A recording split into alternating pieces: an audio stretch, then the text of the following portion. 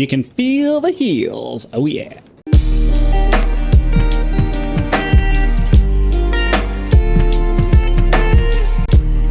Hello and welcome back to Minecraft with the Create Modpack. We are continuing our series in our factory production over here, and as you can see from the intro, which I admit was kind of lame, but whatever. We have figured out potions of healing, which, as I said, wasn't going to be that hard, but let's go ahead and go through the process anyways, so you can see how it all is put together. So originally, I was assuming that I could use harvesters like I did over here with the the cocoa bean. What happened over here? I need to tear these down anyways. I don't need these. Anyways, the point is, the harvesters over here work for the cocoa beans, but they did not work for my watermelons over here. And the reason why is I guess they act more like tree blocks than they do like crops over here. So the harvesters would just pass through them and not actually do anything. But as you can see from the change that I've made on my farm over here, the mechanical saw will cut through them, and it actually does work just like the trees, because that's how the trees work. The mechanical saws cut it collects the wood, puts it in a chest, and then uses the portable storage interface to put it onto something else. So it works the same way here. This will stop and cut down a melon, turn it into melon slices, put it in the chest there, and then that will get dropped onto the same conveyor belt as everything else. And then this was originally, as you can see, carrots just flew down in there. This was originally just for carrots, but I put a filter in place, a smart filter or whatever. It's just a filter, but it's a smarter filter than just the regular brass funnel filter. I put a filter in here to change it so that it's now doing carrots and melon slices, and that all falls down into the same place. So now, if I go down to the first level here, you can see that that chute that we had comes down over here. It follows the same path that the carrots took. And then now this brass tunnel will now split off not only the carrots and the extra sand I need for the glass downstairs, but it will also split off melons because I adjusted the filter for that. So the melons go downstairs. I got to get down there so you can see it. Down we go. Come on. All right. And then so the melon slices go down through the same chute, and rather than trying to figure it out down here in this complex area over here, I just put another brass funnel over here on the same chute, so that at this point in the chute the melons get pulled off and then the carrots continue falling down into that one. And so the melons get fed back into here, and then the recipe for both of the glistening vegetables or fruits or whatever you want to say are the same. It's the item in the middle surrounded by gold nuggets.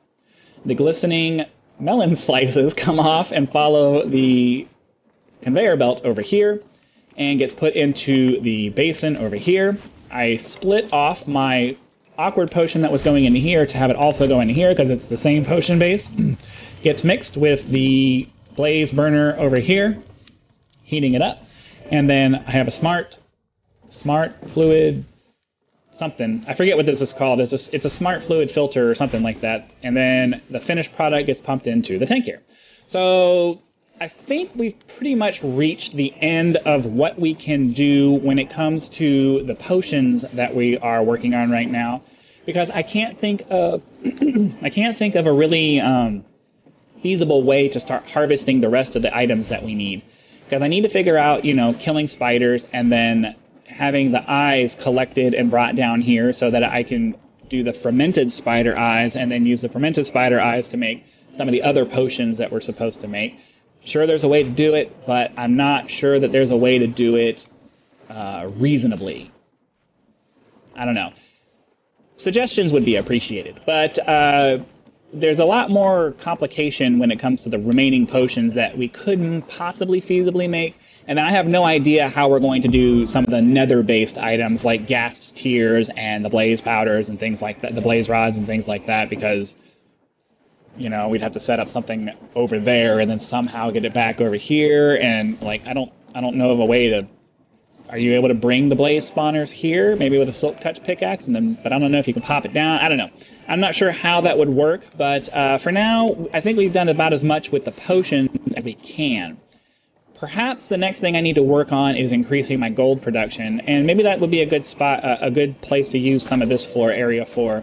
have sand fall down here, get converted into soul sand, and then turned into as much gold as we can, and just have like several rows of that happening so that we can, you know, significantly increase our gold nugget production. But then at the same time, I'm thinking, well, we're just trying to fill up a tank here at this point. We're selling it, right? But we're not really selling it, so it's not actually have customers. I don't know.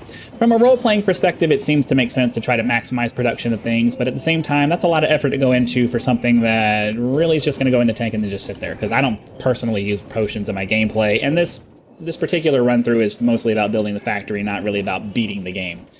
But if you have any ideas of ways that we can increase our production, as far as, you know, not necessarily increase how much we're producing, but increase our ability to make more potions, or maybe some other projects that you think would be kind of cool, I am all ears. Let's see, let's make sure it's not dark, because I do want to show you the changes that I made with the train, because as I said last time, the train looked kind of weird the way it was working before, and I really didn't like it, and we don't need the food production from it anymore because we have all of this over here, so hopefully he'll be back pretty soon, and then we can take a ride on the train, and I can show you what I've been doing, what I did with that. Alright, and the train's pulling into the station, so we'll hop on, take manual control, and then I will show you the changes that we've made to our train network, or I don't want to say train network, our train loop. So we'll hop down, take control, and off we go. So as you can see, it doesn't twist and turn around nearly as much as it did, because originally I was going off in that direction and did a bunch of squigglies over there because I was trying to maximize harvesting with the train, because I was like, oh, let me make it a dual purpose machine, but you eventually get to a point where it becomes superfluous, the amount of stuff that this is bringing, so what's the point? As you can see, instead of going off by the river, I did the tunnel over here as I suggested last time, and it gives me a nice long straight shot so that I can come up to the train platform over here. We'll go ahead and stop and hop out real quick so you can see what's going on over here. And I think one of the things I might end up doing is switching the side of the train that the platform is on, because as it is now, when you walk down, number one, you have to wait for the train to leave unless you want to risk running in front of them and getting run over. But you have to cross the tracks to get over to this side. So I might end up moving that to the other side so that you can walk into the village over here unimpeded by the train. Yeah, that's it for the train over here, and then we'll just run back. We'll take the train back real quick so you can see the remaining changes that I made to the tracks, and then I think that'll be it for today. So we come up here, and then instead of going back down and following the river bank, we just kind of stay up here and have a nice long straight shot going all the way back. We have a nice gentle turn to the right and follow that for a ways. And then we have to adjust our elevation to get back down to where the train station is. So just have a nice quick little drop down right here, and then it's back to the train station. So nothing too crazy. It's not like overly complicated, but it is significantly different enough that I wanted to show you how different the train is now. And yeah. So I think that's going to be it for today. We'll get him back on his schedule. We'll get off the train. And then, as I said, be sure to like, subscribe, do all of those things that help out with the YouTube algorithm. Hopefully you guys are enjoying the series. And as I said, if you have any suggestions for projects or better ways to do things, I am all ears, because it's more fun when we work together. So thanks for watching, guys. Hope you have a great day, and see you later.